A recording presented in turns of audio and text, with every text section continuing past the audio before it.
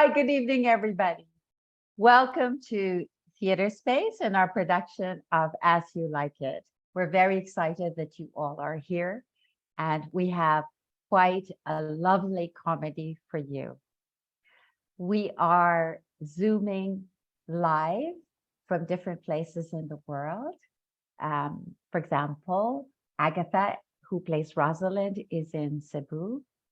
Most of our cast is in different parts of Manila, and I am in Nagoya, Japan. And so we also have a virtual performer who was pre-recorded and who will be acting his recording with live actors. It should be very interesting for us to do that, and he will join us for the Q&A. Again, thank you for being here and enjoy the comedy. It will start in a few minutes. Thanks.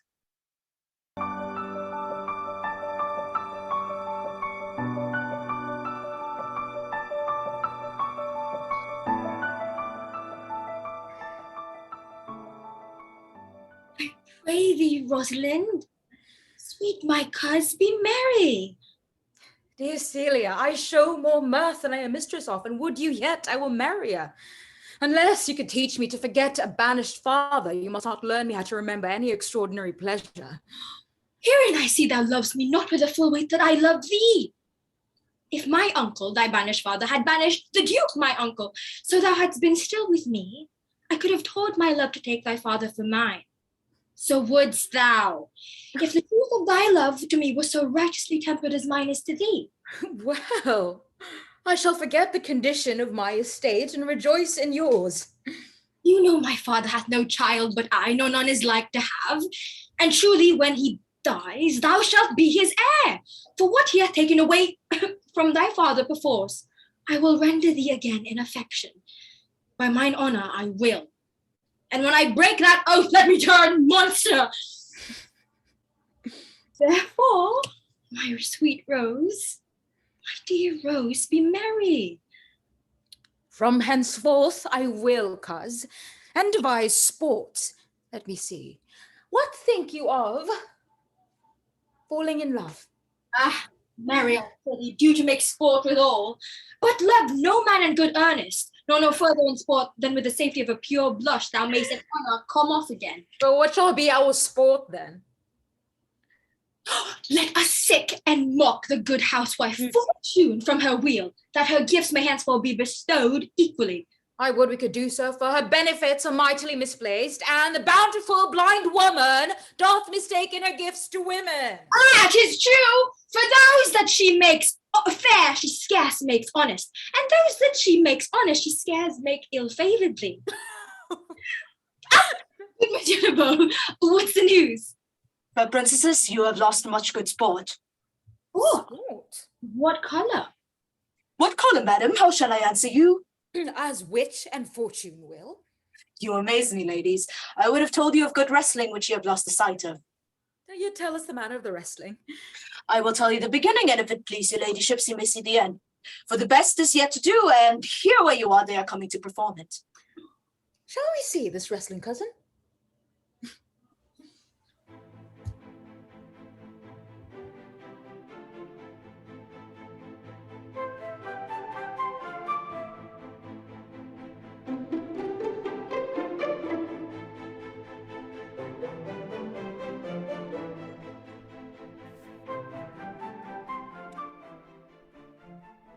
As I remember, Adam, it was upon this fashion bequeathed me by will, but pour 1,000 crowns, and as thou sayest, charge my brother on this blessing to breed me well. Now begins my sadness. My brother Jack keeps school and reports, keeps goldenly of his profit. For my part, he keeps me rustically at home, or to speak more properly, stays me here at home unkept. Will call you that keeping of a gentleman of my birth that differs not from the stalling of an ox? His horses are bred better. He lets me feed with his hinds, paws me the place of a brother, and as much as in him lies, minds my gentility with my education. This is it, Adam, that breathes me, and the spirit of my brother, which I think is within me, begins to mutiny against this servitude. I will no longer endure it, though yet I know no wise remedy how to avoid it. Yonder comes my master, your brother. Go apart, Adam, and thou shalt hear how he will shake me up.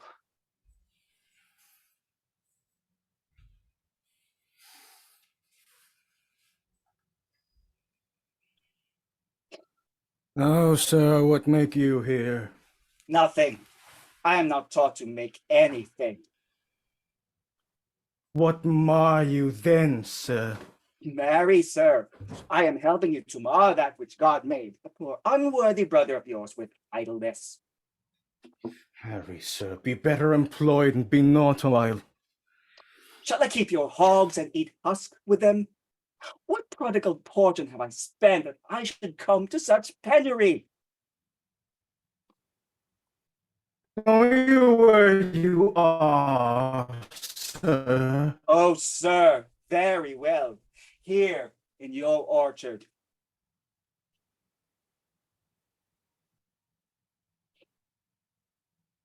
Know you before Know whom, you sir? before whom, sir? I, better than him I am before knows me. I know you are my eldest brother, and the courtesy of nations allow you my better, in that you are the firstborn, but the same tradition takes not away my blood. I have as much of my father in me as you. What boy? Come, elder brother, you are too young in this. Oh, thou lay hands on me, villain! I am no villain. I am the youngest son of Sir Roland de Boys. He was my father, and he is thrice a villain that says such a father begot villains. Wert thou not my brother, I would not take this hand from thy throat till this other had pulled out the tongue for saying so. Thou hast railed on thyself. Sweet masters, be patient, for your father's remembrance be at accord. Let me go, I say! I will not till I please. You shall hear me. My father charged you in his will to give me good education. You have trained me like a peasant, obscuring and hiding from me all gentlemanlike qualities. The spirit of my father grows strong with me, and I will no longer endure it. Therefore, allow me such exercises as may become a gentleman, or give me the poor allotry my father left me by testament. With that, I will go by my fortunes.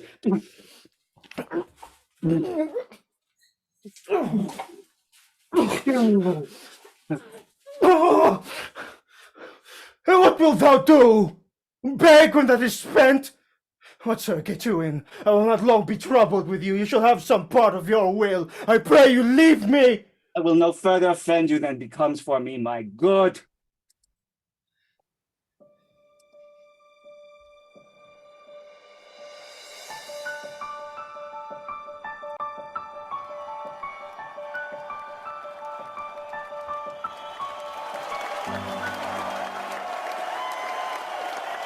Come on, since the youth will not be entreated, his own peril in his forwardness.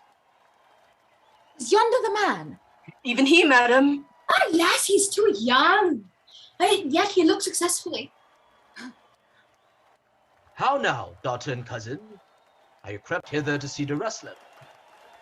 Aye, my liege, so please you give us leave.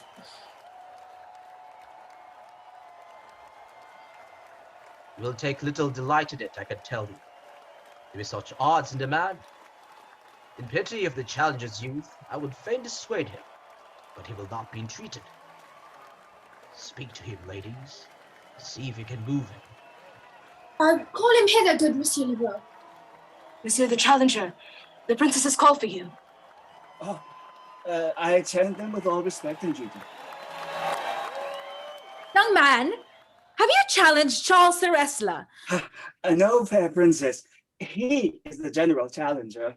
I come but in as others do to try with him the strength of my youth. Young gentleman, your spirits are too bold for your years.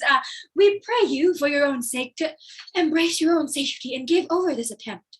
Do, young sir. Your reputation shall not therefore be misprized. We will make it our suit to the Duke that the wrestling may not go forward. I beseech you, punish me not with your hard thoughts, wherein I confess me much guilty to deny so fair and excellent ladies anything. But let your fair eyes and gentle wishes go with me to my trial, wherein, if I be foiled, there is but one shame that was never gracious. If killed, but one dead that was willing to be so, I shall do my friends no wrong, for I have none to lament me, the world no injury, for in it I have nothing. Only the world I fill up a place, which may be better supplied when I have made it empty. The little strength that I have, I would it were with you. And mine to eke out hers. Fare you well. Pray heaven I be deceived in you. Your heart's desires be with you.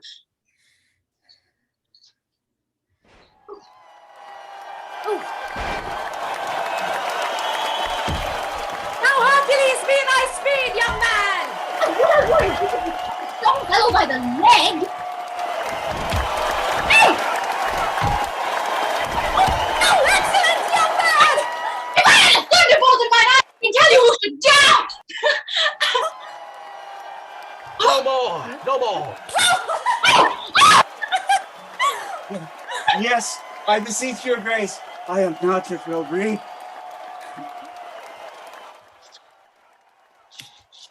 How dost thou, Charles? He cannot speak, my lord. Bear him away. What is thy name, young man? Oh, Orlando, my liege, the youngest son of Sir Roland de Boys. I would thou hadst been son to some man else. The world esteemed thy father honorable, but I did find him still mine enemy. Thou shouldst have better pleased me with this deed, as thou descended from another house. But fare thee well, thou art a gallant youth. I would thou hadst told me of another father. Were I my father, cuz, would I do this? I am more proud to be Sir Roland's son, his youngest son. Change that calling to be adopted Frederick. My father loved Sir Roland as his soul, and all the world was of my father's mind. Had I before known this young man his son, I should have given him tears unto entreaties, I should thus Gentle prevent cousin, it. let us go thank him and encourage him. My father's rough and envious disposition sticks me at the heart. Gentlemen, wear this for me.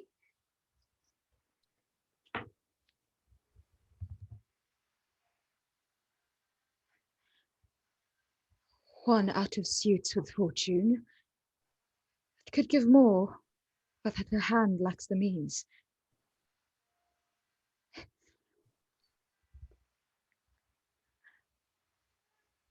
Shall we go, cousin? Aye. Fare you well, fair gentlemen.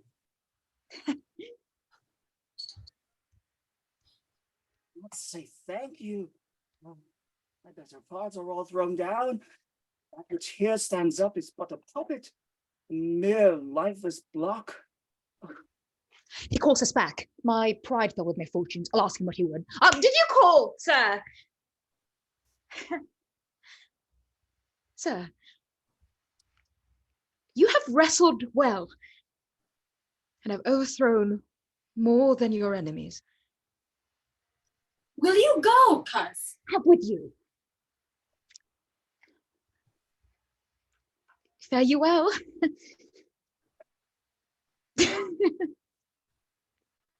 Duh. Passion hangs these weights upon my tongue. I cannot speak to her, yet she urged conference. Poor Orlando, thou art overthrown. Thus must I from the smoke into the smother, from tyrant duke into a tyrant brother. Oh, what heavenly Rosalind.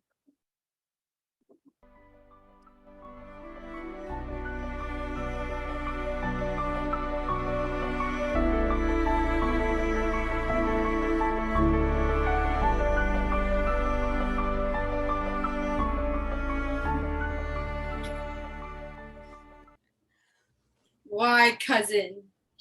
Why, Rosalind? Cupid have mercy, not a word. Not one to throw at a dog. I know thy words are too precious to be cast away upon curs. Throw some of them at me. Come, lame me with reasons. Then there were two cousins laid up, where the one should be lame with reasons and the other mad without any. But is this all for your father? No. Some of it is for my child's father. Oh, Briars, this is working day world. But bears, cousin, thrown upon thee in holiday foolery.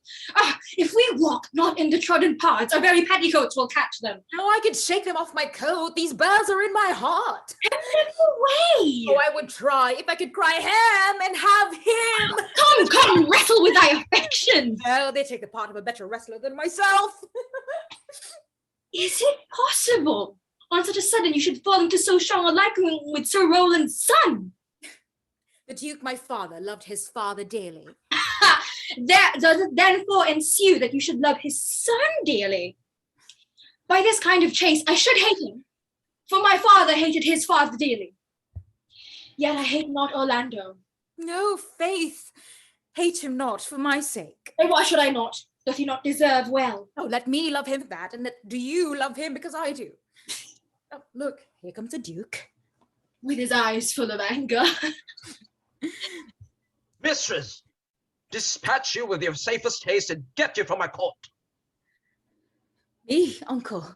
You, cousin, within these 10 days, if that thou beest found so near a public court as 20 miles, thou diest for it. I do beseech your grace, let it be the knowledge of my fault bear with me. If with myself I hold intelligence, or have acquaintance with mine own desires, if that I do not dream or be not frantic, as I do trust I am not, then, dear uncle, never so much as in a thought, unborn, did I offend your highness. Thus do all traitors. If their purgation did consist in words, they are as innocent as grace itself. Let it suffice thee that I trust thee not. Yet your mistrust cannot make me a traitor. Tell me whereon the likelihood depends. Thou art thy father's daughter! There's enough. So was I when your highness took his dukedom. So was I when your highness banished him. Treason is not inherited, my lord. Or, if we did derive it from our friends, what's that to me? My father was no traitor. Then, good my liege, mistake me not so much to think my poverty is treacherous. Dear sovereign, hear me speak. Aye, Celia, you stayed her for your sake, else had she with her father ranged along. I did not then entreat to have her stay. It was your pleasure and your own remorse. I was too young that time to value her, but now I know her. If she be a traitor, why so am I? We still have slept together, rose at an instant, learned, played, ate together. And wheresoever we went, like Juno's swan, still we went coupled and inseparable. She's too subtle for thee. In her smoothness, her very silence, and her patience speak to the people, and they pity her. Thou art a fool. She robs thee of thy name, and thou wilt show more pride and seem more virtuous when she's gone. Then open up thy lips. Firm and irrevocable is my doom, which I have passed upon her. She's banished. Pronounce that sentence then on me, my liege. I cannot live out of her company. You, please, provide yourself. If you outstayed a time upon mine honor, and in the greatness of my word, you die. Oh, my poor Rosalind, whither wilt thou go? Wilt thou change fathers? I will give thee mine. I charge thee, be not thou more grieved than I am. I have more cause. Thou hast not, cousin. Prithee be cheerful. Knowest thou not the Duke hath banished me, his daughter? That he hath not. Thou hast not. Rosalind lacks then the love which teaches thee that thou and I am one. Shall we be sundered? Shall we part, sweet girl? No. Let my father seek another heir. Therefore devise with me how we may fly, whither to go and what to bear with us. And do not seek to take your change upon you, to bear your griefs yourself, and leave me out. For by this heaven I'm now at our sorrow's pale. Say what thou canst. I'll go along with thee.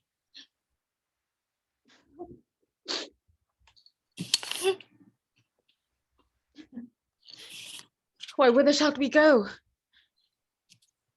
To seek my uncle in the forest of Arden. Alas, what danger will it be to us maids as we are to travel forth so far? Beauty provoketh thieves sooner than gold. Oh, I'll put myself in poor and mean attire, and with a kind of umber smirch my face, the like do you. So shall we pass along and never stir assailants. Were it not better, because that I am more than common tall, that I should suit me at all points like a man? A gallant curtle-axe upon my thigh, a boar spear in my hand, and in my heart lie there what hidden woman spear there will. What shall I call thee when thou art a man? I'll have no worse a name than Jove's own page, and therefore look you call me Ganymede. But what will you be called? Something that hath a reference to my state. No longer Celia, but Aliena. But cousin, what if we accede to steal that clownish fool out of your father's court? Would he not be a comfort to our travels? He'll go long o'er the wide world with me. Leave me alone to woo him. Let's away and get our jewels and our wealth together. Devise the fittest time and safest way to hide us from pursuit that will be made after my flight.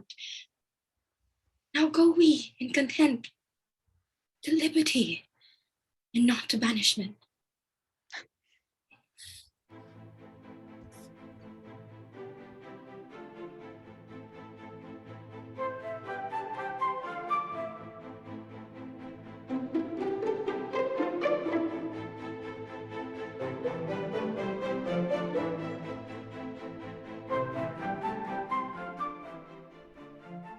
Who's there?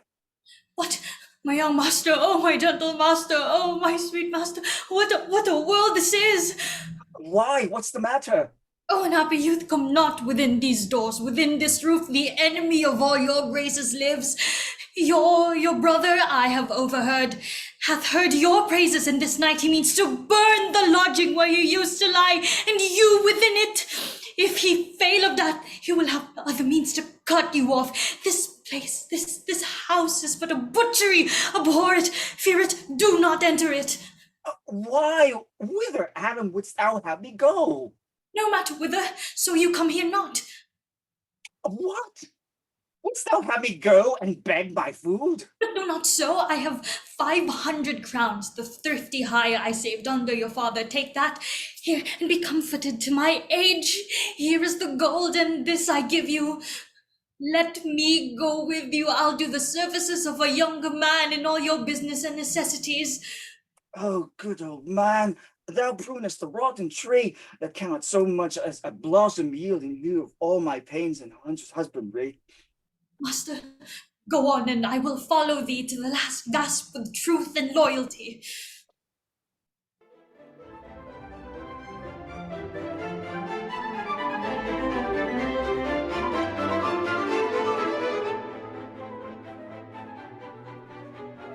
Now, my co-mates and brothers in exile, hath not old custom made this life more sweet than that of painted pomp?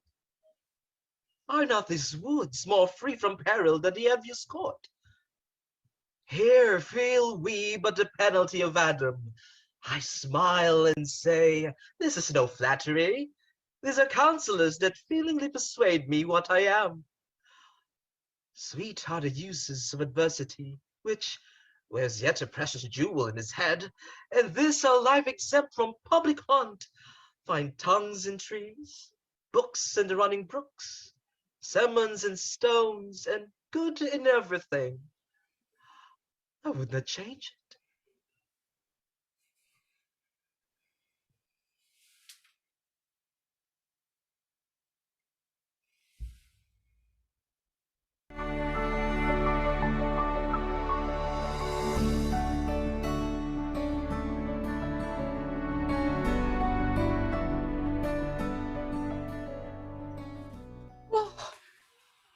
Oh, Oh, Jupiter!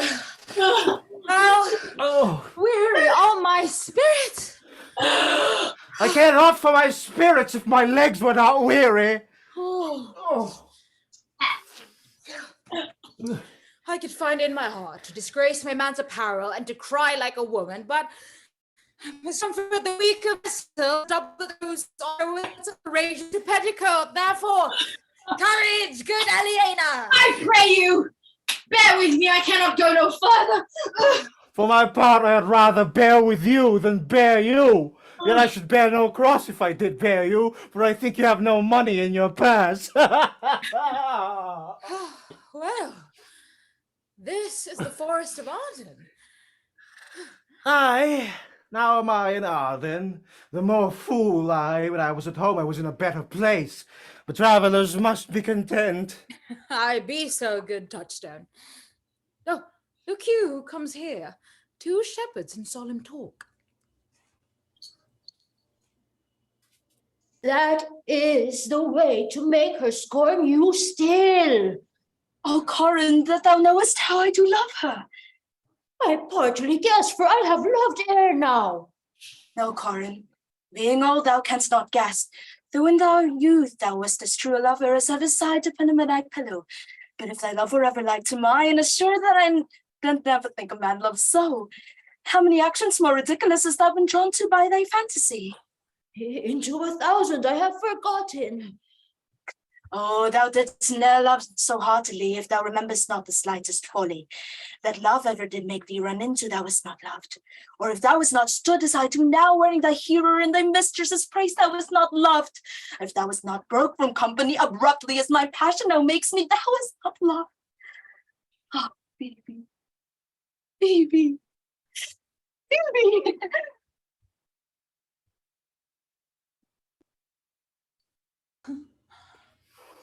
Alas, poor shepherdess, searching of thy wound, I have by hard adventure found mine own.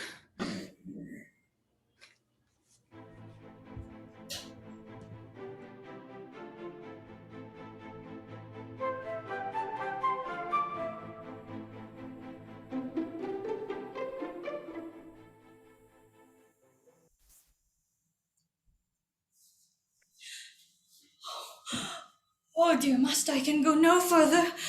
Oh, I die for food. Why, how now, Here I Adam? lie down and measure out my grave. Farewell.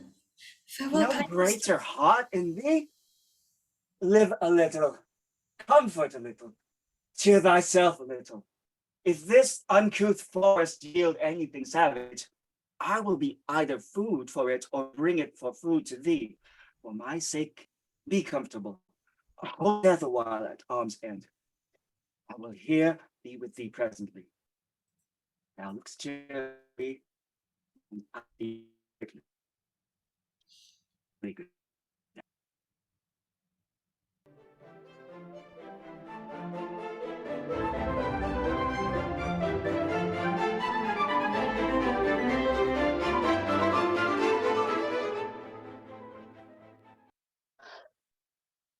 A fool, a fool.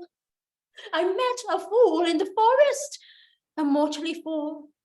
Oh, a miserable world, who laid him down and basked him in the sun and railed on Lady Fortune in good terms, in good set terms, and yet a mortally fool.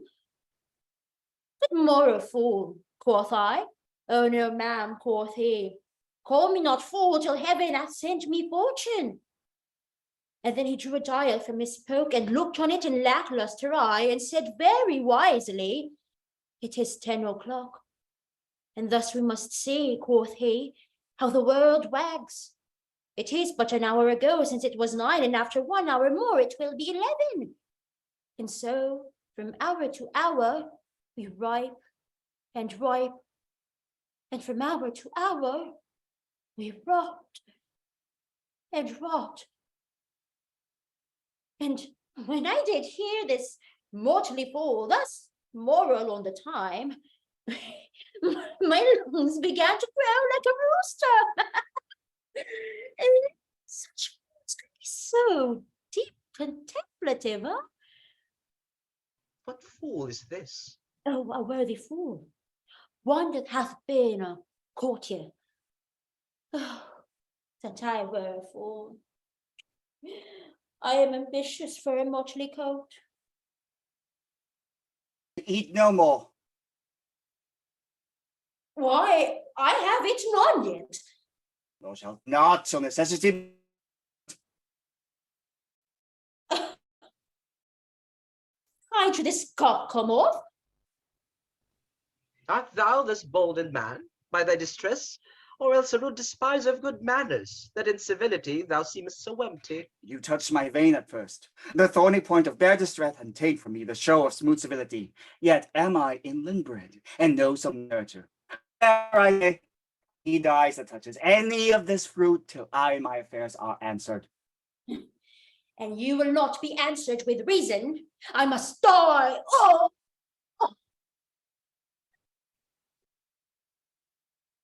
What would you have?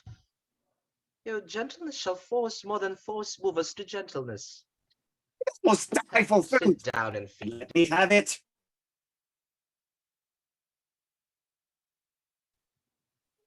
Sit down and feed. And welcome to our table. Speak you so gently. Pardon me, I pray. I thought that all things had been savage here, and therefore put I on the continents of stern commandment.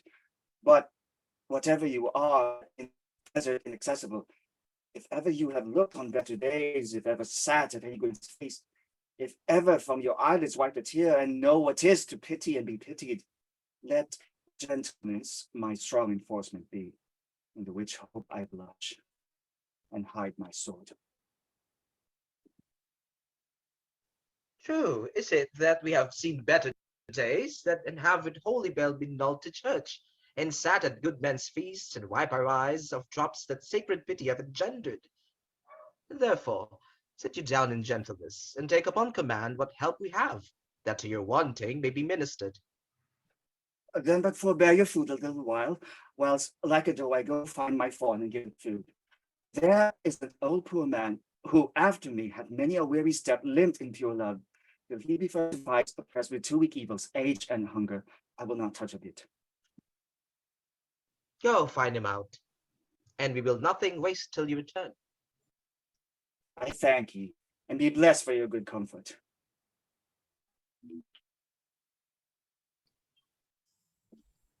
Thou seest we are not all alone unhappy.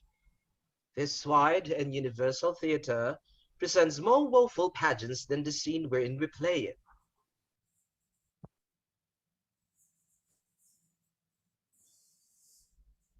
All the world's a stage, and all the men and women are merely players. They have their exits and their entrances, and a man in his time plays many parts, his acts being 7 ages. At first, the infant, mewling and puking in the nurse's arms. And then the whining schoolboy with a satchel and shining morning face, creeping like snail unwillingly to school. And then the lover, sighing like furnace with a woeful ballad made to his mistress's eyebrows. And then the soldier, full of strange oaths and bearded like the part, jealous in honor, sudden and quick in quarrel, seeking the bubbled reputation even in the cannon's mouth.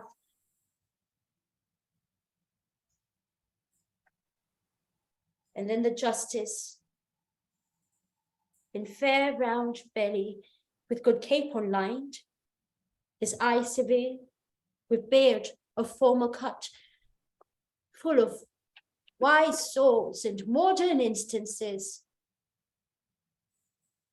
And so he plays his part. The 6th age shifts into a lean and slippered pantaloon, with spectacles on nose and pouch on his side. His youthful hose well saved for a world too wide for his shrunk shank, and his big manly voice turning again towards childish treble pipes and whistles in his sound.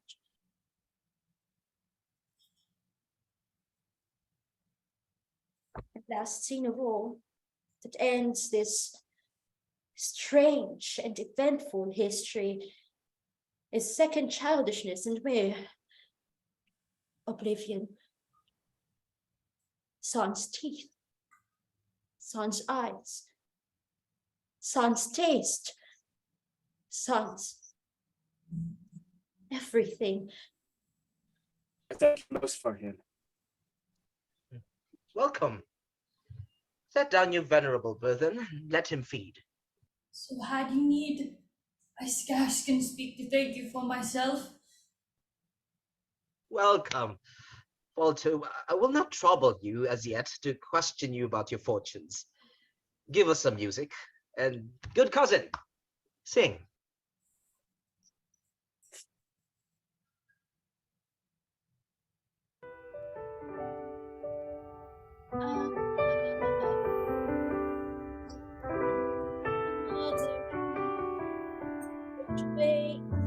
I'm crying, just a little smile.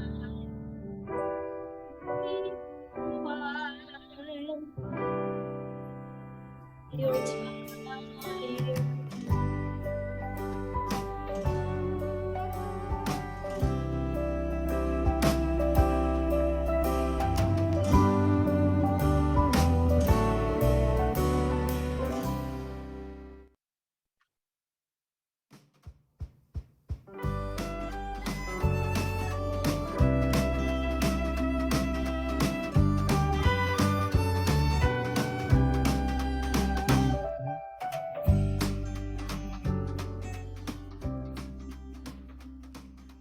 And then my verse, witness of my love.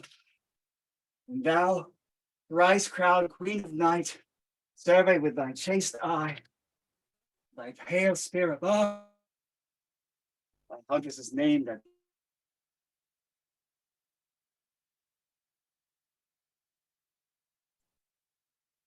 Thy huntress's name that my full life doth sway. O Rosalind, these trees shall be my books, and in the barks my thoughts I'll character, that every eye in this forest looks shall see thy virtue witnessed everywhere. Run, run, Orlando, carve in every tree the fair, the chaste, and expressive she.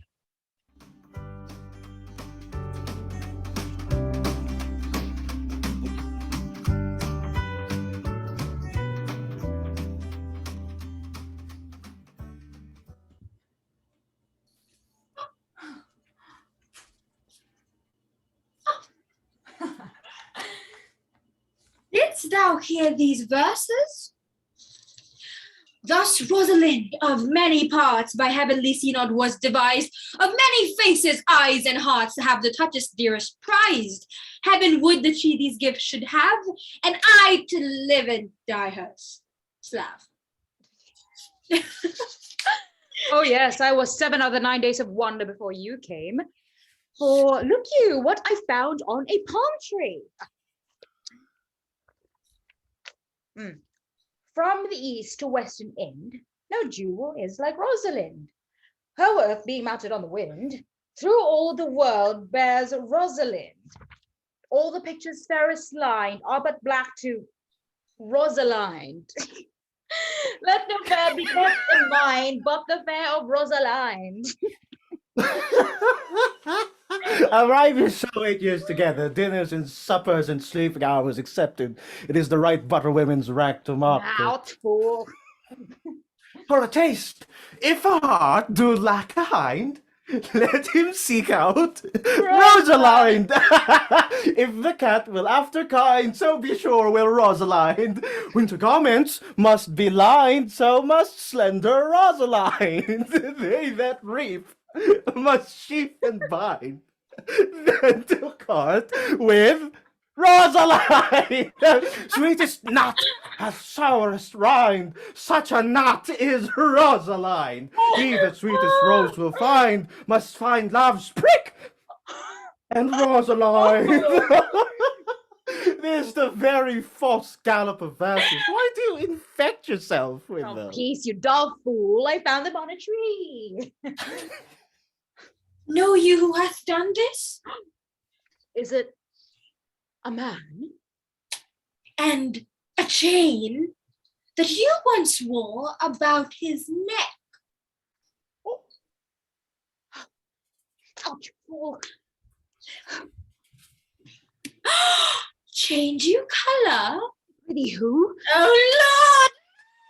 Nay, but who is it? Is it possible? Oh, nay, I prithee thou with most petitionary behemoths, tell me who it is. Oh, wonderful, wonderful, most wonderful, and yet again wonderful, and after that, all about falling.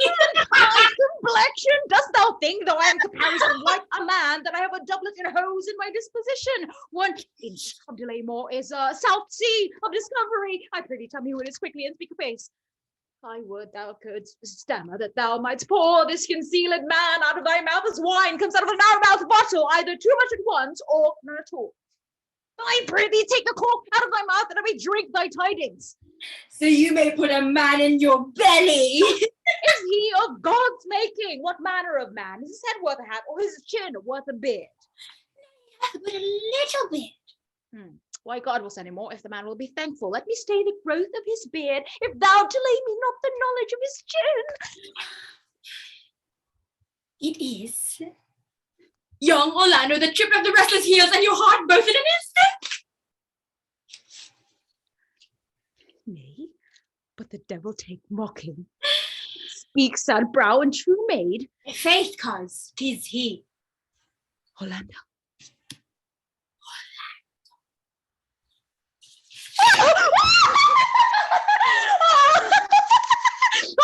Alas the day! What shall I do with my doublet and hose? What did he when thou sawest him? What said he? How looked he? Where went he? What makes him here? Oh, did he ask for me? Where am I? How parted with him? What shall see him again? Answer me in one word. You must borrow me Gargantua's mouth first. 'Tis a word too great for any mouth of this aged size. Oh, but doth he know that I am in this forest? And in man's apparel looks he as freshly as he did the day he wrestled. It is as easy to count atomies as to resolve to propositions for a lover. But take a taste of my finding him, and relish it with good observance. I'm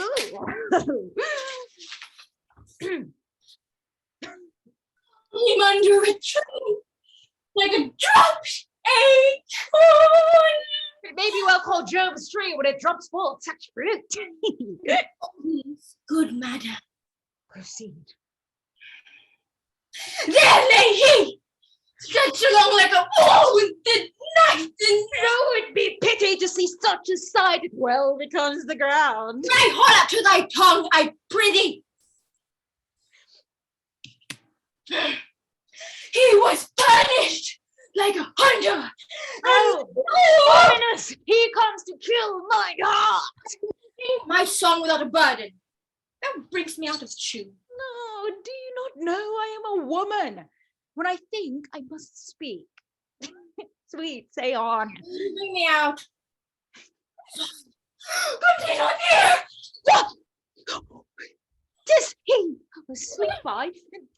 Noted.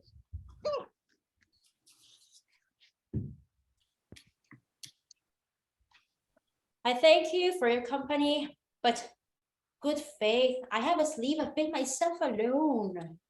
And so had I, but yet for fashion's sake, I thank you too for your society. Go be with you, and let's meet a little as we can. I do desire we may be better strangers. I pray you, mar no more trees with writing love songs in their barks. I pray you mar no more of my verses, but reading them ill-favoredly. Rosalind is your love's name. Yes, just. I don't like her name. There was no thought of pleasing you when she was christened. Of what stature is she of? Just as high as my heart. Ugh, you're full of pretty answers. I am weary of you.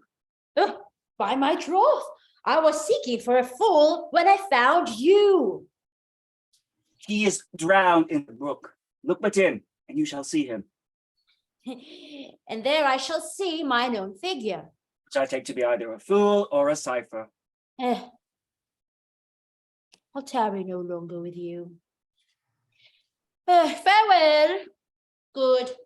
Senior love. I am glad of your departure. Adieu. Monsieur Melancholy. I will speak to him like a saucy lackey, and under that habit play the knave with him. Do you hear, Forester? Very well, what would you? I pray you, what is the clock? You should ask me what time of day. There is no clock in the forest. Oh, then there is no true lover in the forest. Now sighing every minute and groaning every hour would detect the lazy foot of time as well as a clock. And why not the swift foot of time? Had not that been as proper? By no means, sir. Time travels in diverse paces for diverse persons. I'll tell you who time ambles withal, who time trots withal, who time gallops withal, and who he stands still withal. I prithee, who doth he trot withal? Marry, he trots hard with a young maid between the contract of her marriage and the day it is solemnized, or if the interim be but 7 nights, time's pace is so hard that it seems the length of 7 years. Who ambles time withal? With a priest that lacks Latin, and a rich man who hath not the gout, for the one sleeps easily because he cannot study, and the one lives merrily because he feels no pain. These time ambles withal. Who does he gallop withal? With a thief to the gallows. For though he goes as softly as foot can fall, he thinks himself too soon there. Who stays it with still withal? With lawyers in the vacation. But they sleep between term and term, and they perceive not how time moves. Where dwell you, pretty youth? With this shepherdess. My sister. Here in the fringe of the forest, like fringe upon a petticoat. Are you a native of this place? Your accent, something finer than you could purchase and so remove the dwelling. I have been told so of many, but indeed an old religious uncle of mine taught me how to speak. One who was in his youth an inland man, and one that knew courtship too well, for there he fell in love. I've heard him read many lectures against it, and I thank God I am not a woman. To be touched with so many giddy offences, he has generally taxed the whole sex withal. Do you remember any principal evils that he had laid to the charge of women? There were none principal.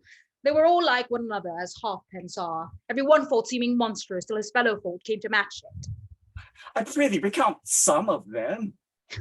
No, I will not cast away my physic, but in those that are sick. Oh, there is a man who haunts this forest that abuses our young plants with carving Rosalind on their barks. Hangs odes upon hawthorns, elegies on brambles, all forsooth deifying the name of Rosalind. If I could meet that fancy monger, I would give him some good counsel, for he seems to have the quotidian of love upon him. I am he that is so love-shaken.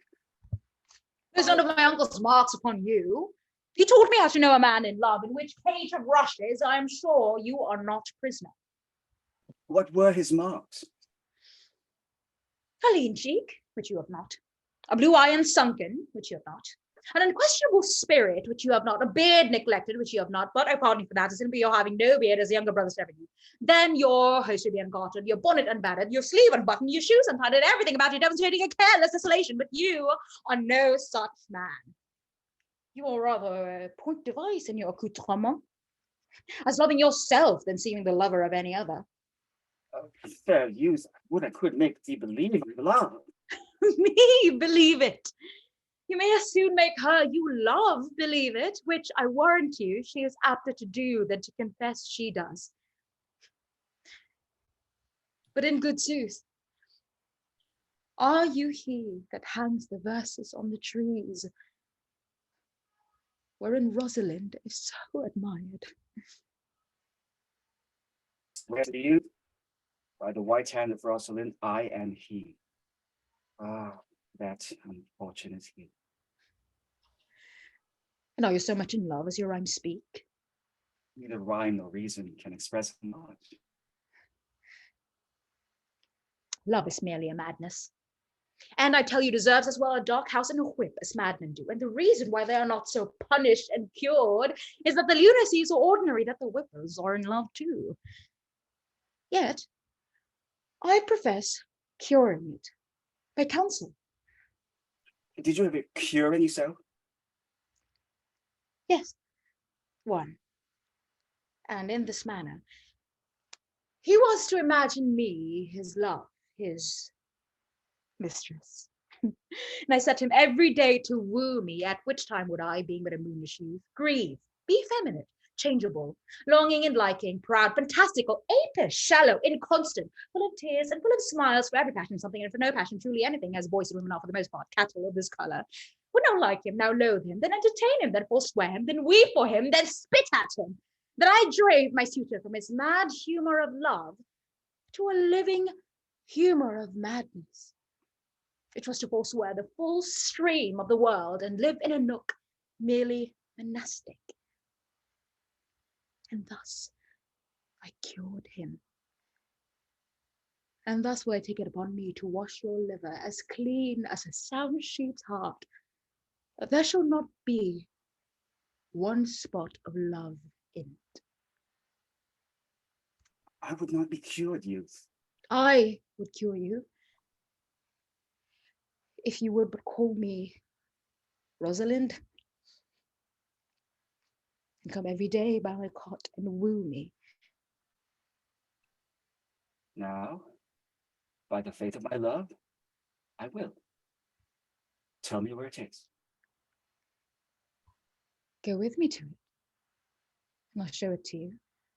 And by the way, you shall tell me where in the forest you live. Will you go?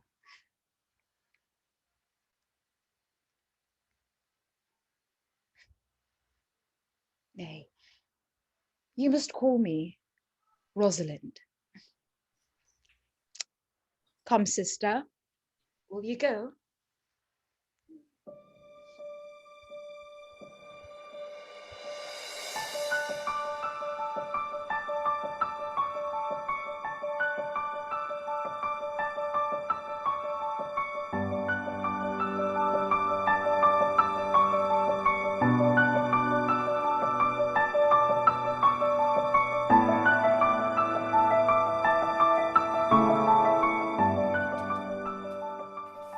Come apace, good Audrey. I will fetch up your goats, Audrey. And how, Audrey?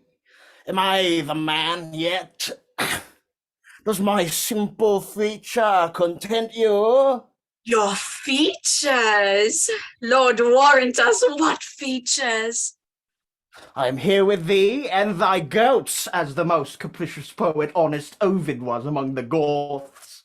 Oh, knowledge ill-inhabited, worse than Jove in a thatched house.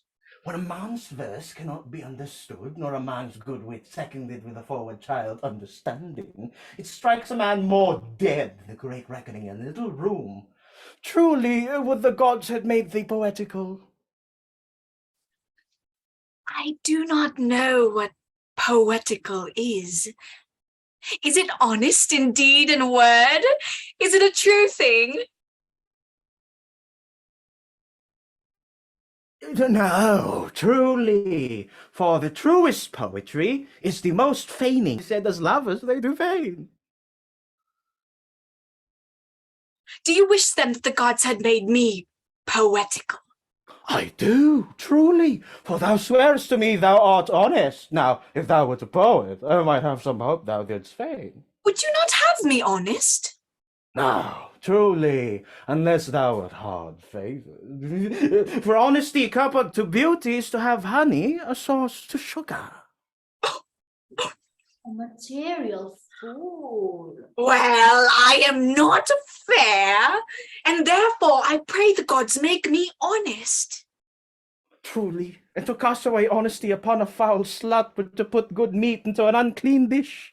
I am not a slut, though I thank the gods I am foul. Well, praised be the gods for thy foulness. Sluttishness may come hereafter, but be it as it may be, I will marry thee. Oh, I'm fain to see this meeting. The gods give us joy. And to that end, I have been with the county clerk, the vicar of the next village, who hath promised to meet me in this place of the forest and to couple us. And will you, being a man of your breeding, be married under the bush like a beggar? Get you to church and get you a good priest that can tell you what marriage is. This fellow will but join you together as they join wainscot. But then one of you will prove a shrunk panel, and like green timber, war. I am not in the mind, but I were better to be married of him than of another, for he is not like to marry me well. And not being well married, it will be a good excuse for me hereafter to leave my wife. Go thou with me and let me counsel thee. Come, sweet Audrey, we must be married or we must live in Baudry.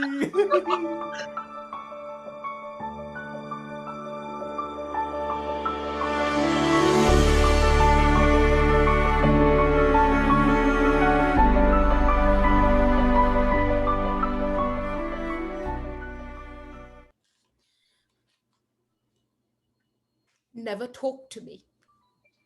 I will weep. I prithee, but yet have the grace to consider that tears do not become a man. But have I not cause to weep? As good cause as one would desire. Therefore weep. His very hair is of a dissembling colour. Something browner than Judas's, Mary. His kisses are Judas's own children. And his hair is of a good colour. They are an excellent colour. Your chestnut was ever the only colour. And his kissing is as full of sanctity as a touch of holy bread. He hath bought a pair of carslips of Diana of Winter's sisterhood kisses, not more religiously. The very ice of chastity is in them. Why did he swear he would come this morning and comes not? Nay, certainly, there is no truth in him. Do you think so? Yes.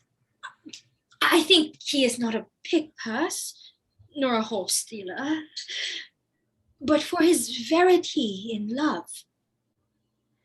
I do think him as concave as a covered goblet or a worm-eaten nut.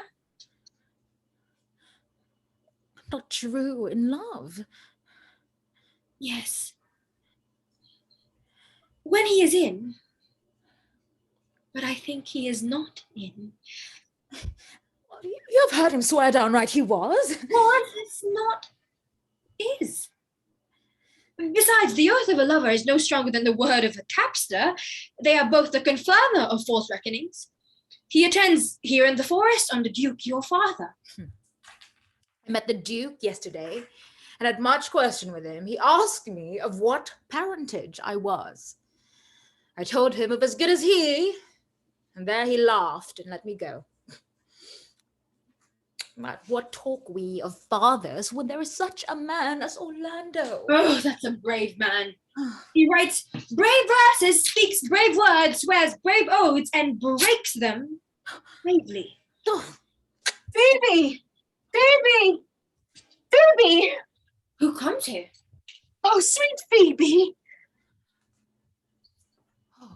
come, let us remove the sight of lovers' feathers. Those in love, let us mark the sight, and you shall say I'll prove a busy actor in their play. Sweet Phoebe, do not scorn me. Do not, Phoebe. Say that you love me not, but say not so in bitterness. The common executioner, whose heart the accustomed sight of death makes hard, falls not the axe upon the humbled neck, but first begs pardon. Will you sterner be than he that dies and lives by bloody drops? I would not be thy executioner. I fly thee, for I would not injure thee. Thou tell'st me there is murder in mine eye. 'Tis pretty, sure, and very probable that eyes that are the frailest and softest things, who shut their coward gates on atomies, should be called tyrants, butchers, murderers. Now I do frown on thee with all my heart, and if mine eyes can wound, now let them kill thee. Now counterfeit a swoon. Why now fall down? Or if thou canst not, oh, for shame, lie not to say mine eyes are murderers. Now know the mine eye scratch thee but with a pin, and there remains some scar of it. I'll lean but upon a rush, the cicatrice incapable in pressure, thy palm some moment keeps, but now mine eyes which I have darted at thee hurt thee not, nor I am sure there is no force in eyes that can do hurt. Oh, dear Phoebe, if ever as that ever may be near, you meet in some fresh cheek the power of fancy, then you shall know the wounds invisible that love's sweet arrows make. But till that time come not thou near me, and when that time comes, afflict me with thy mocks, pity me not, as till that time I shall not pity thee. And why, I pray you?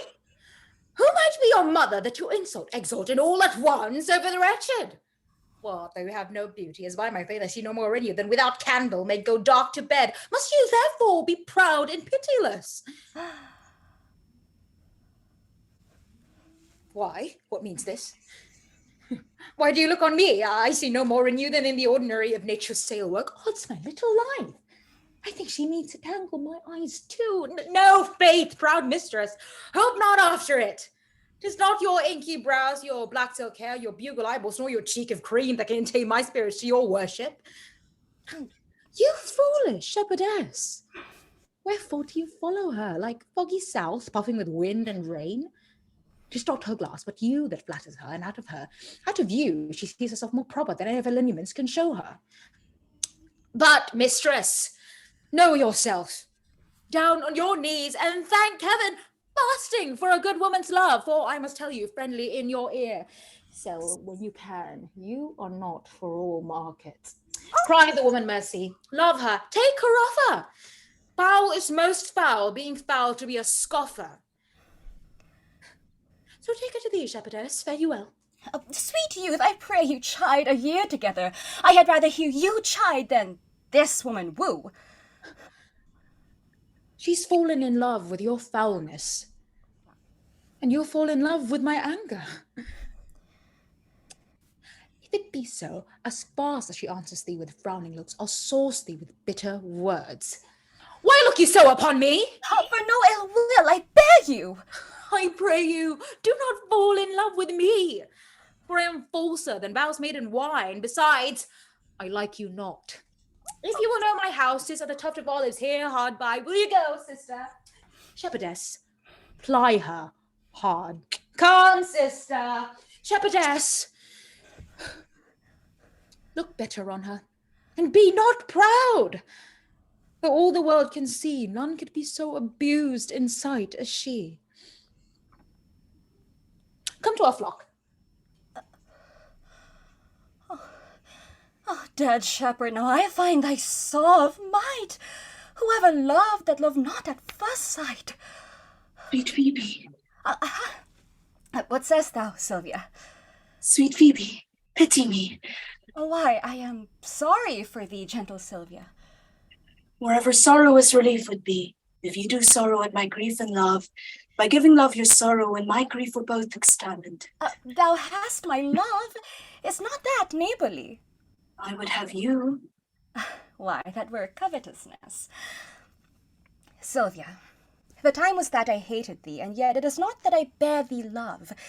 But since that thou canst talk of love so well, thy company, which erst was irksome to me, I will endure, and I'll employ thee too, but do not look for further recompense than thine own gladness that thou art employed.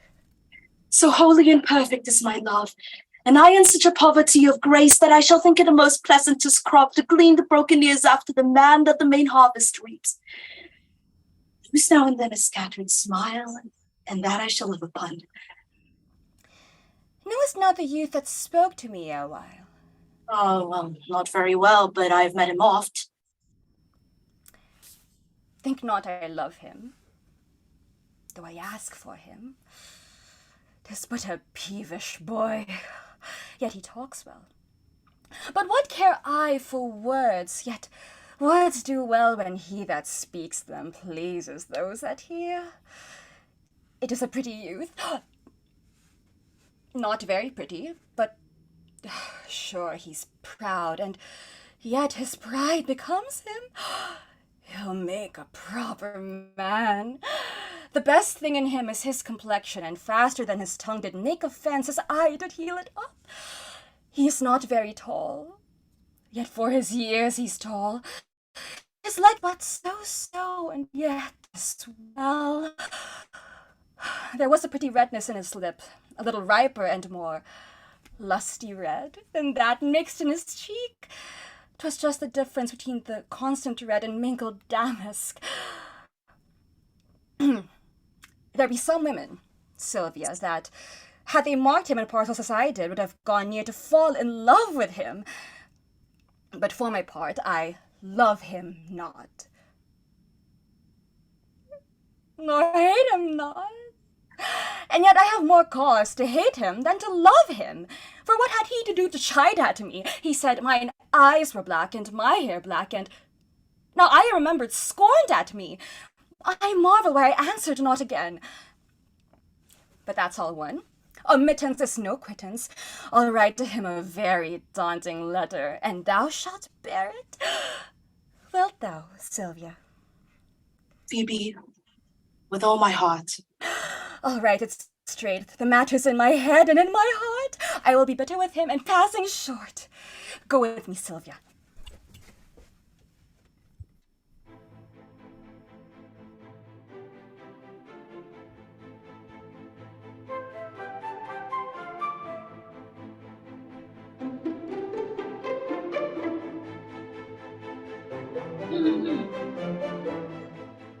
I prithee, pretty youth, let me be better acquainted with thee.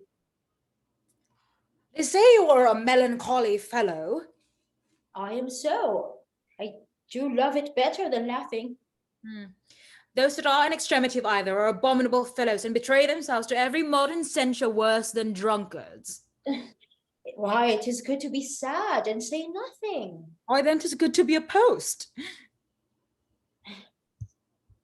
I have neither the scholar's melancholy, which is emulation, nor the musician's, which is fantastical, nor the courtier, which is proud, nor the soldier's, which is ambitious, nor the lawyer's, which is politic, nor the lady's, which is nice, nor the lover's, which is all these. But it is a melancholy of mine own, compounded of many simples, extracted from many objects, and indeed the sundry's contemplation of mine own travels, in which my often rumination wraps me the most humorous sadness. Traveller, by my faith, you have great reason to be sad. I fear you have sold your own lands to see other men's. But then to have seen much and to have nothing is to have rich eyes and poor hands. Yes, I have gained my experience. And your experience makes you sad. I'd rather have a fool to make me merry than experience to make me sad, and to travel for it too. Good day and happiness, dear Rosalind. Nay then, God be with you, and you talk in bland verse. Farewell, Monsieur Traveller. Why, how now, Orlando? Where have you been all this while, you a lover? And you serve me such another trick, never come in my sight more. My fair Rosalind, I come within an hour of my promise. Break an hour's promise in love. He that will divide a minute into 1,000 parts and break but a part of 1,000 part of a minute in the affairs of love, it may be said of him that Cupid hath clapped him over the shoulder, but I'll warrant him heart whole. Pardon me, dear Rosalind. Nay, and you be so tardy, come no more in my sight, as leaf be wooed of a snail. A snail? I, of a snail. For though he comes slowly, he carries his house on his head, a better jointer, I think, than you make a woman. Besides, he brings his destiny with him. And what is that? Why, horns, which such as you are fain to be beholden to your wives for, but he comes armed with his fortune and prevents the slander of his wife. Virtue is no whore maker, and my Rosalind is virtuous. And I am your Rosalind.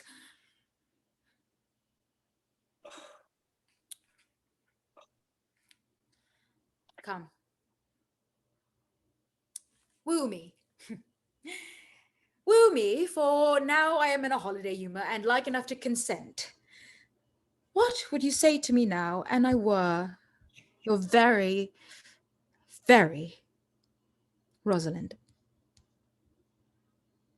I would kiss before I spoke. Nay, you were better speak first. And when you are gravelled for lack of matter, then you might take occasion to kiss. Good orators, when they are out, they will spit, and for lovers lacking, God warn us, matter, the cleanliest shift is to kiss.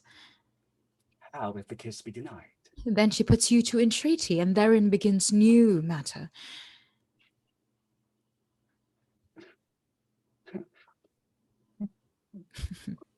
How being before his beloved mistress. Marry, that should you, if I were your mistress, or I should think my honesty ranker than my wit. What of my suit? No, not out of your apparel, and yet out of your suit. Am I not your Rosalind? I take some joy to say you are, because I would be talking of her. Well, in her person, I say, I will not have you. In mine own person, I die. No, Faith. Die by attorney. The whole world is almost 6,000 years old, and in all this time there was not any man died in his own person, be delicate, in a love course. Troilus had his brains dashed out of the Grecian clubs, and he was one of the very patterns of love. No, men have died from time to time, and worms have eaten them, but not for love. I would not be of my right mind, Rosalind, for I protest the Frau might kill me. Oh, by this hand, it will not kill a fly. But come, now I will be your Rosalind in a more coming on disposition. Ask me what you will. I will grant it. And love me, Rosalind. Yes. Faith, will I. Fridays and Saturdays and all. And wilt thou have me? I and 20 such. What sayest thou? Are you not good? I think so. Then can one desire too much of a good thing? Come, sister. You shall be the priest and marry us. Come, give me your hand, Orlando. What do you say, sister? Pray thee, marry us. I cannot say the words. Oh, you must begin with will you, Orlando? I'll go to. Oh, will you, Orlando, have to wife this Rosalind? Oh, I will. Aye, but when? Why now, as fast as she can marry us? Oh, then you must say, I take thee, Rosalind, for wife.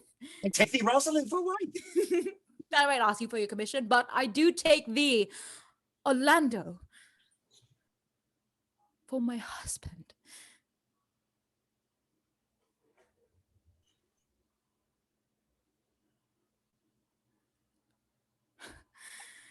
Whew, there's a girl goes before the priest, and certainly a woman's thoughts run before her actions. So do all thoughts, they are winged. Now, tell me, how long would you have her after you have possessed her? Forever and a day. Say a day without the ever. No, Orlando. Men are April when they woo, December when they wed. Maids are May when they are maids, but the sky changes when they are wives. I will be more jealous of thee than a Barbary cock pigeon over his hen, more clamorous than a parrot against the rain, more newfangled than an ape, more giddy in my desires than a monkey. I will wait for nothing, like Diana in the fountain, and that when thou art inclined to be merry. I will laugh like a hyena, and that when thou art inclined to sleep. But will my Rosalind do so? She will do as I do. Oh, but she's wise. Or else she could not have the wit to do this. The wiser, the waywarder. Make the doors upon a woman's wit, 'twill out with casement. Shut that, 'twill out with keyhole. Stop that, 'twill fly with the smoke out of the chimney. A man that had a wife with such a wit, he might say wit with a wit. Oh, nay, you might keep that check for it till you met your wife's wit going to your neighbour's bed. And what wit could wit have to excuse So that? married to say she came to seek you there. You shall never take her without her answer, unless you take her without her tongue. No, that woman that cannot make her fault her husband's occasion, let her never nurse her child herself, for she will breed it like a fool. Oh, for these 2 hours, Rosalind, I must leave thee. Oh, alas, dear love, I cannot lack thee 2 hours. I must attend the Duke at dinner. By 2 o'clock, I will be with thee again. I go your ways. Go your ways. I knew what you would prove. My friends told me as much, and I thought no less. Ah, that flattering tongue of yours won me. 'Tis but one castaway, and so come death. 2 o'clock is your hour. Ay, sweet Rosalind. By my troth, and in good earnest, and so God mend me, and by all pretty oaths that are not dangerous. If you break but one jot of your promise, or come 1 minute behind your hour, I will think you the most pathetical break promise, and the most hollow lover, and the most unworthy of her that you call Rosalind, that may be chosen out of the gross band of the unfaithful. Therefore, beware my censure, and keep your promise. With no less religion than thou wert, my Rosalind.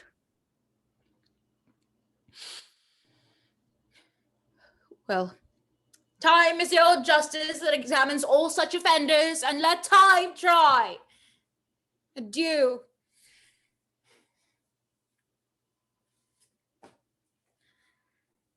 You have simply misused our sex in your love trait. We must have your doublet and hose plucked over your head and show the world what the bird hath done to her own nest. Oh, cuz, my pretty little cuz. That thou didst know how many fathom deep I am in love. But it cannot be sounded. My affection hath an unknown bottom like the Bay of Portugal. Or rather bottomless, that as fast as you pour affection in, it runs out. Oh, I'll tell thee, Aliena, I cannot be out of the sight of Orlando. I'll go find a shadow and sigh till he come. And I'll sleep. Oh.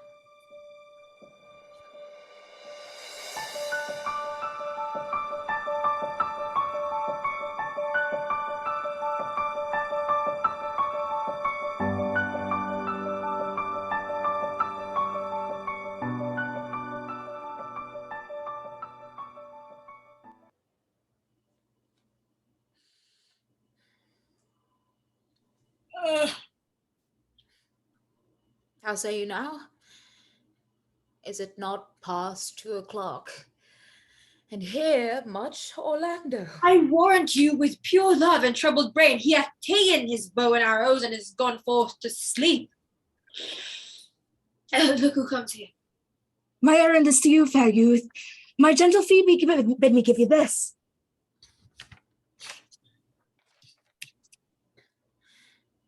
Patience herself would startle at this letter and play the swaggerer. Bear this, bear all. She says I'm not fair, that I have bad manners, and that she could not love me were manners rare as phoenix. Oh, it's my will. Her love is not the hair that I do want. Why writes she so to me? Well, shepherdess, well, this is a letter of your own device.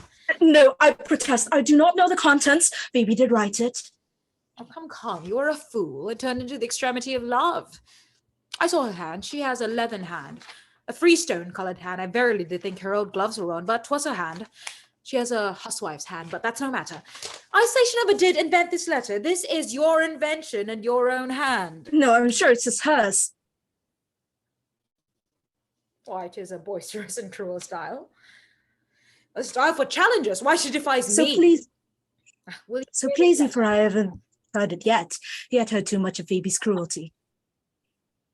She Phoebe's me. Mark how the tyrant writes. Art thou God to shepherd turned? That a maiden's heart hath burned. Did ever hear such railing? Call you this railing? Why thy godhead laid apart wast thou with a woman's heart, meaning me a beast. Whilst you chid me, I did love. How then might your prayers move? She that brings this love to thee little knows this love in me. And by her seal up thy mind, whether that thy youth and kind will the faithful offer take of me in all that I can make. Or else by her my love deny, and then I'll study how to die. Call you this chiding? Alas, poor shepherd. Do you pity her? No. She deserves no pity. Wilt thou love such a woman? What, to make thee an instrument and play false strains upon thee? Not to be endured. Well, go your way to her, for I see love has made thee a tame snake, and say this to her, that if she love me, I charge her to love thee. If she will not, I will never have her unless thou entreat for her. If you be a true lover, hence, and not a word, for here comes more company. Good morrow, fair ones. Pray, you, if you know where in the forest stands a sheepcote fenced about with olive trees. West of this place, down in the neighbor bottom, but at this hour the house doth keep itself. There's none within. If then I may profit by a tongue, then should I know you by description. Such garments and such years. The boy is fair, of female favor, and bestows himself like a ripe sister. The woman, low, and browner than her brother. Are not you the owner of the house I did inquire for? It is no boast being asked to say we are. Orlando doth commend him to you both, and to that youth he calls his Rosalind, he sends this bloody napkin. Are you he? I am. What must we understand by this? Some of my shame, if you will know of me, what man I am, and how, and why, and where this handkerchief was stained. I pray you tell it. When last the young Orlando parted from you, he left a promise to return again within an hour, and pacing through the forest, chewing the food of sweet and bitter fancy, lo, what befell, he threw his eye aside. Mark what object did present itself. Under an oak, whose boughs were mossed with age and high-top bald with dry antiquity, a wretched, ragged man, o'ergrown with hair, lay sleeping on his back, and close by, a lioness, with udders all drawn dry, that lay crouching head on ground with cat-like watch. This seen, Orlando did approach the man, and found it was his brother, his elder brother. Oh, I have heard him speak of that same brother, and he did render him the most unnatural that lived amongst men. Well, he might so do, for, well, I know he was a natural. But to Orlando, did he leave him there food to the sucked and hungry lioness? Twice did he turn his back and purposed so, but kindness, nobler ever than revenge, and nature stronger than his just occasion, made him give battle to the lioness, who quickly fell before him, in which, hurtling from miserable slumber, I awaked. Are you his brother? Was you he's rescued? Was you that did so oft contrive to kill him? 'Twas I, but 'tis not I. I do not shame to tell you what I was since my conversion. So sweetly tastes being the thing I am. But for the bloody napkin, But by and by, when from the first to last betwixt us two, tears our recountements had most kindly bathed, as how I came into that desert place, and here, upon his arm, the lioness had torn some flesh away, which all this while had bled, and now he fainted, and cried in fainting upon Rosalind. Brief, I recovered him, bound up his wound, and after some small space being strung at heart, he sent me hither, stranger as I am, to tell this story, that you might excuse his broken promise, and to give this napkin dyed in his blood unto the shepherd youth that he in sport doth call his Rosalind. Oh, I have no Ganymede! Sweet Ganymede! Many will swoon when they do look on blood. There is more in it, cousin Ganymede! Look, he recovers. oh, I would I were at home. We'll lead you thither. I pray you, will you take him by the arm? Be of good cheer, youth. You man, you lack a man's heart. I do so, I confess it. Sarah. A body would think this was well acted. I pray you, tell your brother how well I acted. Hey-ho. This was not acting. There is too great testimony in your complexion that it was a passion of earnest. Acting, I assure you. Well, then take a good heart and act like a man. So I do. But in faith, I should have been a woman by right. Come, you look paler and paler, draw homewards. Good sir, go with us. That will I. For I must bear answer back in how you excuse my brother, Rosalind. I shall devise something. But I pray you, amend my acting to him. Here we go.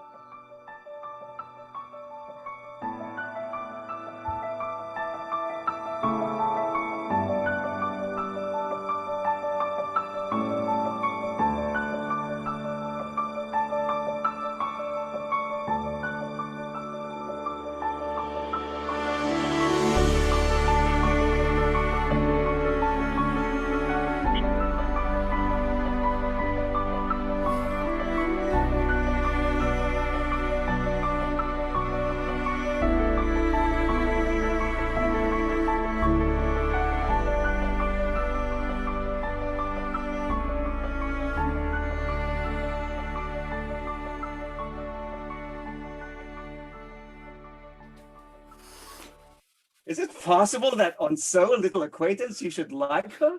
That but seeing you should love her? And woo me so? That she should grant? And will you persevere to enjoy her? Neither call the goddess of it in question, the poverty of her, the small acquaintance, my sudden wooing, nor her sudden consenting, but say with me, I love Aliena. Say with her that she loves me. Consent with both that we may enjoy each other. It shall be to your good for my father's house, and all the revenue that was told Sir Rowland's will I estate upon you. And here You have my consent. Let your wedding be tomorrow. Thither will I invite the Duke and all his contented followers. Go you and prepare, Aliena. But look you, comes my Rosalind. God save you, brother. and you, fair sister. My dear Orlando, how it grieves me to see thee wear thy heart in a scarf. It is my arm. I thought thy heart had been wounded with the claws of a lion. Wounded it is, but with the eyes of a lady. Did your brother tell you how I pretended to swoon when he showed me your handkerchief? Aye, and greater wonders than that. Oh, I know where you are. It's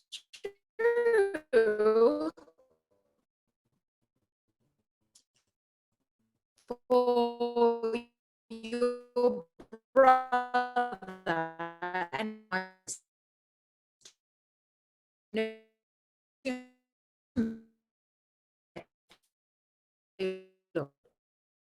no sooner looked, they laughed. No sooner laughed, but they sighed. No sooner sighed, but they asked the reason. No sooner they knew the reason, sought the remedy, and these days, as to marriage, come before marriage. God, the very speech to some purpose. If you do love Rosalind so near the heart as your gesture cries out, when your brother marries Aliena, shall you marry her? I know into what straits of fortune she is driven, and it is not impossible to me, if it appears not inconvenient to you, to set her before your eyes tomorrow, human as she is, and without any danger. Speakest thou in sober meanings? By my life I do, which I tender dearly, though I say I am a magician. Therefore, put you in your best array. Bid your friends, for if you will be married tomorrow, you shall. And to Rosalind, if you will. Oh, look, here comes a lover of mine and a lover of hers. Youth, ye have done me much ungentleness to show the letter that I read to you. I cannot if I have. It is my study to seem despiteful and ungentle to you. You are the followed by a faithful shepherdess. Look upon her, love her, she worships you. Good shepherdess.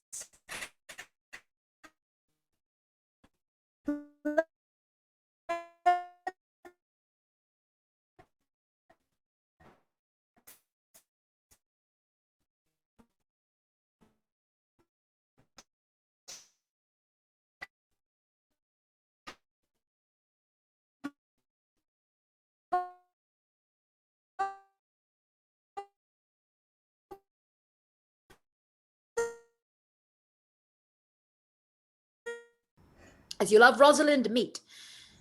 As you love Phoebe, meet. And as I love no woman, I'll meet. So, fare you well. I have left you commands. I'll not fail if I live. Nor I. Nor I.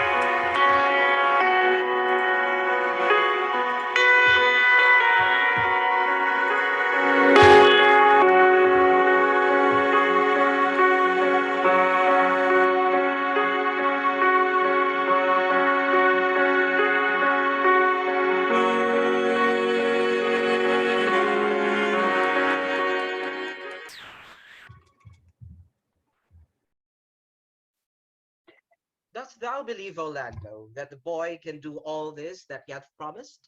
I sometimes do believe and sometimes do not. Those that fear they hope and know they fear. Patience once more whilst our compact is urged.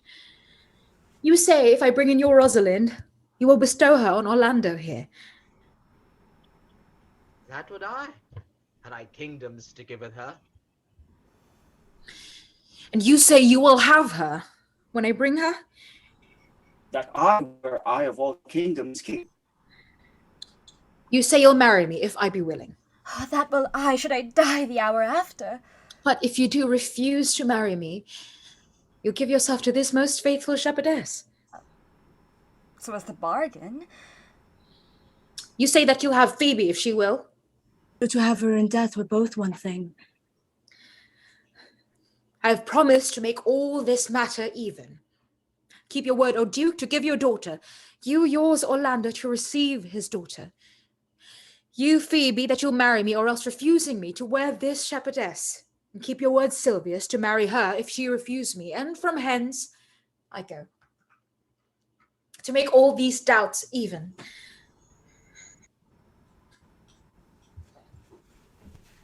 I do remember in this shepherd boy some lively touches of my daughter's favor. Oh, my lord, the first time that I ever saw him, methought he was a brother to your daughter. But my good lord, this boy is forest born, and hath been tutored in the rudiments of many desperate studies by his uncle, whom he reports to be a great magician obscured in the circle of this forest.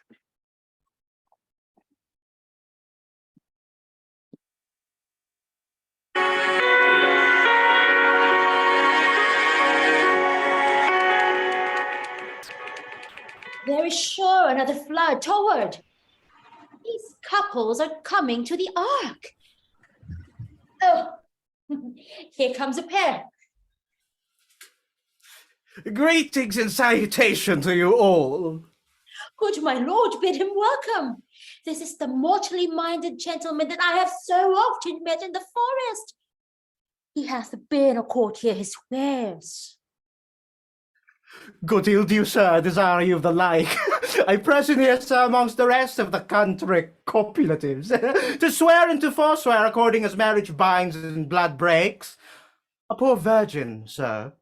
An ill-favoured thing, sir, but mine own.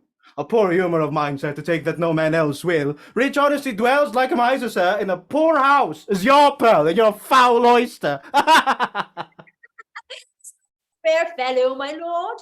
He is good at everything and yet a fool. He uses his folly like a stalking horse, and under the presentation of that he shoots his wit.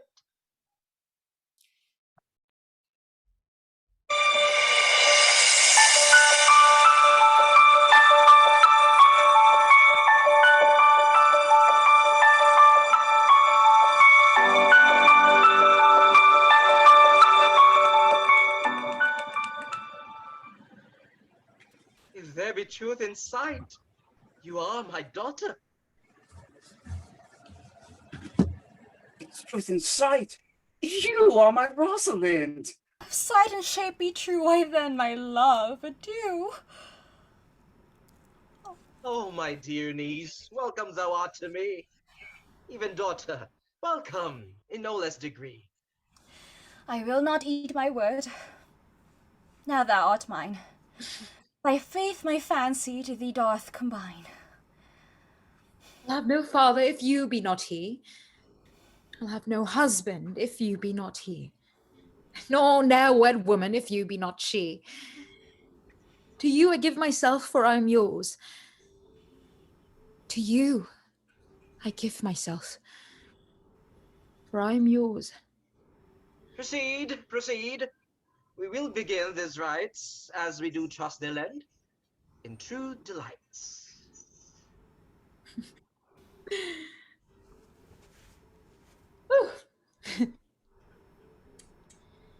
It is not the fashion to see the lady the epilogue, but it is no more unhandsome than to see the lord the prologue. If it be true that good wine needs no bush, 'tis true that a good play needs no epilogue. Yet to wine they do use good bushes, and good plays prove the better by the help of good epilogues. What a case am I in then, that I am neither a good epilogue nor cannot insinuate with you in the behalf of a good play? I am not furnished like a beggar, therefore to beg will not become me. No. My way is to conjure you. I charge you all to like as much of this play as pleases you. I would kiss as many of you as pleases me. Complexions that like me and breaths I divide not, and I am sure as many have good faces or sweet breaths will for my kind offer when I make curtsy. Bid me farewell.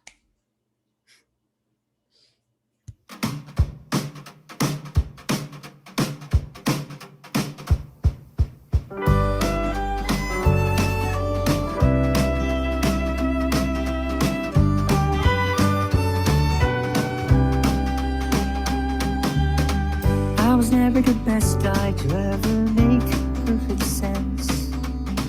I'm just a boy that's saving all of his innocence. Just a dreamer dreaming of his dream girl. We share a kiss in the shadow of each other at dawn. But it's just in my head. I left my heart for dead. You said rest your tired eyes. Tell me about your dreams. Don't waste time crying. Imagine her with a smile. But how could I say that I've imagined you?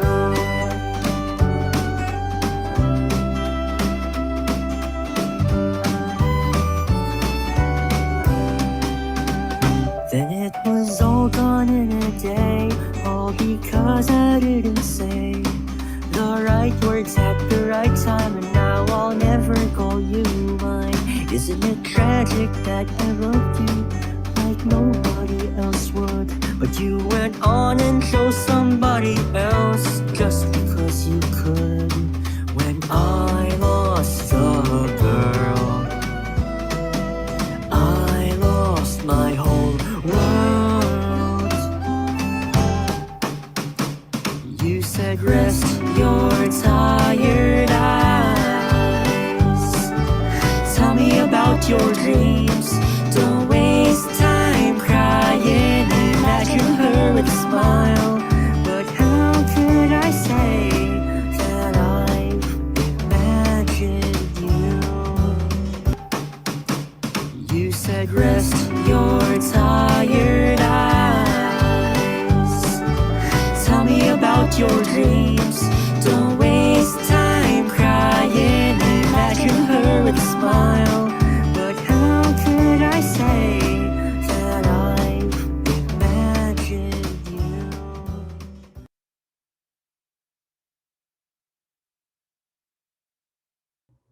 Yay, thank you. Thank you. Congrats, everyone. Thank you so much for watching. Thank you, everybody. Thank you, Thank everybody. you. Good night. See you next week, Dracula. See you for Saturday, Dracula. Dracula. Dracula.